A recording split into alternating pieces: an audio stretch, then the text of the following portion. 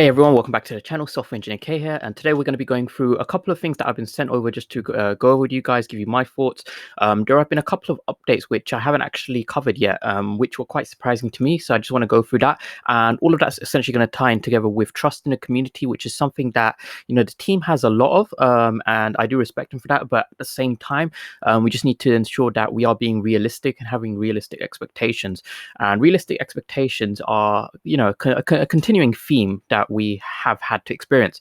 So I'm just going to go straight into it now. Firstly, I did upload this picture yesterday, and there was something that I didn't mention, but I think it's quite important to mention now, is when I was uploading this picture, I initially uploaded it to my VeVe app feed, and I saw a message that I hadn't seen before, and it was essentially saying that this post could not be posted because it contained explicit content. And I've never seen that before.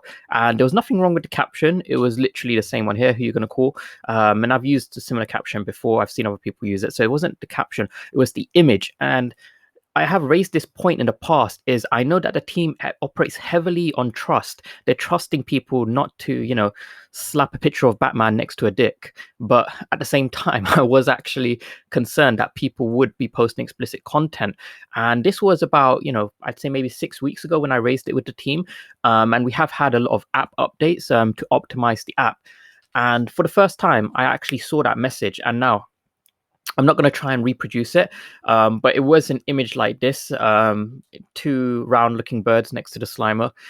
But for some reason, it flagged it as inappropriate. So I don't know what's going on with maybe the image recognition that they're using, the AI. But you know, sometimes you do get false positives. But if they have actually got some kind of way to recognize explicit content, then that is actually very, very good. You know, I commend the team on that. I haven't seen it, and I haven't seen anyone else raise it. So if you do post a picture and you get that message, then it would be great to share that picture of, you know, the warning prompt that you get regarding, you know, explicit content. So that is one key point that I want to cover regarding trust in the community and updates. Second one is, we had a competition recently.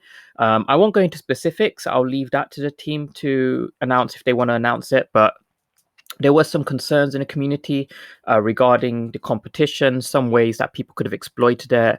And I just want to make this clear, you know, the team puts a lot of trust in the community to do things correctly. We had the auction system. They were trusting people not to abuse it. But as Reese said, there are a few bad actors that kind of were ruining it for everyone else. The same with competitions. They expect people to, you know, abide by the rules, be sensible, not plagiarize, etc. But obviously, you will get some people that kind of try and take advantage. And Noah, who recently joined the team, he is kind of managing a lot of the social side now, managing the competitions. I believe he was also involved in the recent Slimer giveaway as well. So I can confirm that they are rectifying any issues involved with that. I believe that, you know, it should all be resolved. If the team wants to announce, you know, specifics regarding that, then that's up to them. Or if anyone wants to ask them in the AMA about that and they want to answer, then, you know, feel free to do that. But I just want to make sure that if you are concerned about the Slimer giveaway, then 100% that has all been resolved. So you don't need to worry about that. Now, the other thing that I wanted to touch on is someone did tag me in this. So I know this has been covered by a couple of people already, but there were a couple of things that haven't been discussed yet. And I wanted to make sure that you guys just hear my thoughts, because someone did ask me, you know, can you, you know, what have you got to say about this? So it's essentially a change to the white paper. Now, there are a couple of things that you just need to address firstly. So if we have a look at what the original white paper looked like. So they said that the Ecomi collect users, gain access to game experience, blah, blah, blah. And they specifically name drop Street Fighter. They use Street Fighter as an example. For example, owning a Street Fighter collectible will give you access to multiplayer Street Fighter AR game. Now, what does the white paper look like now? So they've kind of kept it more or less the same. They said, you know, you get access to game experiences based on the collectibles they own. Owning a digital collectible can grant access to AR games. So you still get access to the AR games for owning collectibles. The gamification side is still there, but they have specifically removed Street Fighter by name. Now, why have they done that? Well, there's multiple reasons they could have done that. I'm not going to announce on behalf of the team because obviously I don't know. But what I can confirm is in the past, as in quite recently in the past, they were starting to remove specific names from their articles as well. And I'm not going to reshare the same article just because I don't want to kind of bring it back up. But it's on my channel. It's on originally covered on Crypto Crayon's channel. Cavell covered it as well. And they had articles, one specific article where they name dropped Toei Animation, they name dropped Marvel, they name dropped DC, which they already have, so that's fine. But they still did remove that as well. They name dropped some artists. A couple of the artists we know are actually working with Ecomi now, but they just removed all of them. So they've been removing specific names. Now, I don't think that means they have to remove every name. They can if they wish, but the fact that they have removed a name just implies to me that it may have been something to do with the licensor. But at the same time, if those of you who have watched the interview that I did with Trevor, he told me that there are a lot of things that they don't want to discuss or they may have removed because, you know, they just don't want their competitors to know what they're doing. As simple as that. And at the time when they were in early idea conception stages, it was okay for them to kind of, I guess, share a bit more in terms of examples because people didn't quite know what it was. They wanted to get across the idea of what it was for transparency's sake. Now that they have a working product, they need to be a little bit more secretive because it is a growing market. People can see it's a growing market. They have competitors in the space. They need to ensure that they don't disclose all of their IP to their competitors so they can just rip them off before, from a legal point of view, they've gotten everything, you know, patented. That is important, the patents, because this goes to the point where now I've discussed why I think the whole kind of removing Street Fighter isn't a big issue, but there is a big issue in this white paper that they haven't addressed clearly, and it's to do with this point on earning OMI tokens. And this was actually an issue that I think people should be talking about. Like, from the point of Street Fighter, they've got the IP. From a technical point of view, yes, it is possible currently to make AR games where you can fight with, you know, your NFT collectibles. The technology for that currently exists. If you haven't seen it, have a look at Hado. It's an AR game and it's been around for many years now. Very similar concept.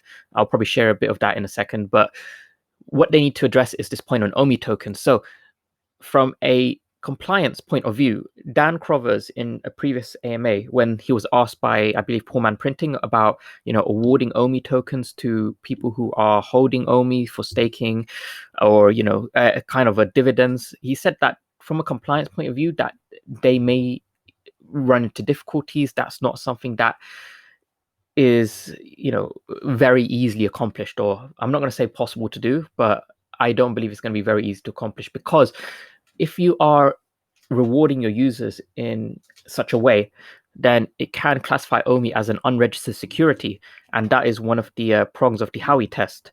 So what they can do is they can take a long-winded approach to kind of award users, which eventually could translate into OMI. So if we have a look at Pokemon Go, for example, they don't award users with, you know, money. They award users with in-game tokens, which you can purchase, but you can gain them as a reward. And those in-game tokens only have value within the game, similar to gems. Gems have value within VeVe. So those tokens you could then use to buy, you know, certain goods, and potentially on a secondary market or an offline market, you can exchange those goods for, you know, a monetary gain. So I believe having OMI dropped to you directly would be difficult from a staking point of view, but they could award you with something that has value within the app, gems, or maybe an NFT, which you can then go on to trade for OMI, which you can then withdraw to your wallet. So obviously it's a bit more of a long-winded approach, but it's something that is possible. Now, what they could alternatively do, and this is what I see them doing, is rewarding users with OMI for doing tasks. And they have already spoken about doing tasks for the master collector program. For example, you know, filling in certain surveys, sharing to social media, doing certain tasks outside of the app. And that is perfectly legal. Coinbase does that. So if you do surveys, if you watch videos on Coinbase, you get rewarded with cryptocurrency. And that is perfectly fine. So maybe they'll have videos to educate people on what NFTs are, and you get awarded a small amount of OMI tokens from, you know, their maybe some development fund that they have. So I think, yes, this is something that should definitely be clarified more, because there's just not enough information pertaining to this around the compliance side. And I believe it won't be as clear cut as, you know, you hold OMI and then they give you OMI. it's not going to work in the same way that people might be seeing currently with other projects which are maybe not working in a very compliant way. And on the point of that also, we know that at the time, Ecomi Collect is what existed. This was before they had filed for the trademarks for VeVe and VeVeWorse. These were quite recent. 2019 is when they did VeVe, and then 2021 is when they did VeVe. Well, 2020 going on to 2021 is when they did VeVeWorse. Ecomi Collect was back in, like, I think it was 2018. So they do need to segregate VeVeWorse from VeVe, and the gamification side falls under VeVeWorse from what I'm aware.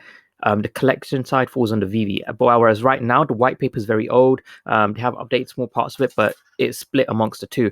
And just for a final bit of confirmation for those who still are doubtful, Reese did also address this, and he said he caught wind of the change to the white paper, and if he's to be completely honest, he hasn't personally looked at it in 2 years, but if there was a change to it, specific to removal of Street Fire, there must have been a specific reason. And I don't think it's because they can't deliver on it, because from the points of view that I can see, from the legal view, from the technical point of view, and from where I can see with VeVeWorse, it should be deliverable.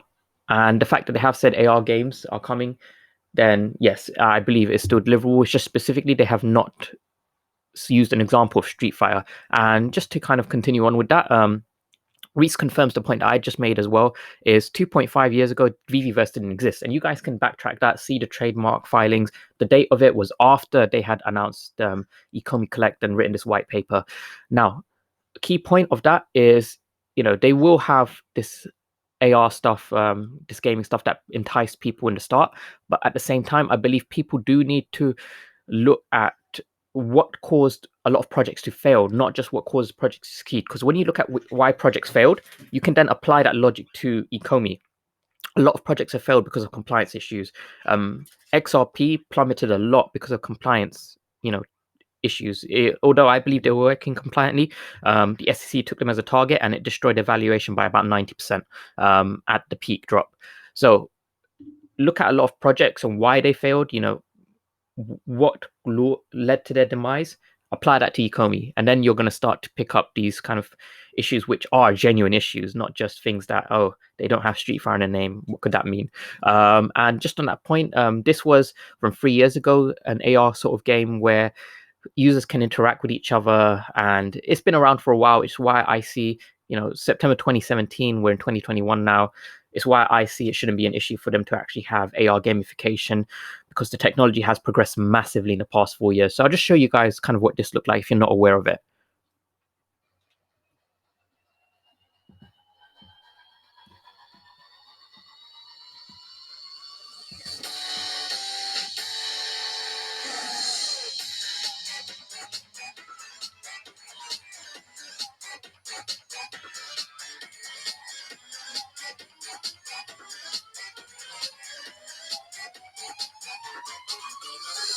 Okay, so you guys can see that AR gamification, like, this is 4 years ago. It's going to be a lot crisper, a lot smoother, a lot more responsive. The technology has progressed massively since then.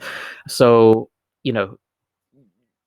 gamification side, there are no technical barriers from what I can see, so we should all be fine from that perspective. Now, lastly, what I did want to just address is the price of OMI for today. So it is continuing to go down slightly, which is fine. There has been a lot of FUD going around, and the price of Bitcoin has pulled back a bit. Now, obviously, OMI has dropped more relative to Bitcoin. It is now, still on the kind of 0.5 range, but I believe that we will continue to go sideways, if not slightly downwards, just because we have had no current news. Now, we are supposed to get buybacks in June, like I said yesterday. If we don't get that, I expect the price to go down more. But I believe it can only go down slightly more, because from what I can see, we were expecting a much bigger dump from everything that's been missed, and we haven't had that. So that just implies to me is that there's only so much money left that can be pulled from this project by people. A lot of the people left, I'd say the majority of them are holding for the long term. So we'll see later towards the end of this month whether the team will follow through. I believe that they are doing what they can, but at the same time, you have to remember that they have a massive chain of third parties that they rely on. Sometimes those third parties can't deliver, which then affects their delivery. So that's just something to always remember. It's just like if you were to order a parcel from Amazon and the postal driver decides to steal your parcel. Do you blame Amazon? Do you blame the postal service? Do you blame that individual driver? Did the Amazon lie to you? Did the vendor that you were purchasing from, who uses Amazon, were they the ones that lied to you? I mean, it's does become a issue when you have loads of people involved in the supply chain. So you just have to remember that the team, from what I can see, they are trying to do and deliver what they can. But I believe that language is something that should be addressed. They should be, from my perspective, using words such as we're going to target this state, we're going to aim for this state, rather than saying it will happen on this date, because that may avoid a lot of the kind of lashback that that the team get from some people in the community. But that's just, it is what it is, and we'll just have to deal with it in the short term. But I know in the long term that a lot of these barriers that we're seeing now, they will be resolved. So I'm personally not worried, even if the price just keeps going down. It's just better for the burn, and in the long term, I still am bullish on my price targets. So that's pretty much everything I want to go through with you guys today. Thanks so much for watching. I will keep you guys updated with anything else I find out. Please do like and subscribe to support the content, and I'll see you guys in the next video. See ya.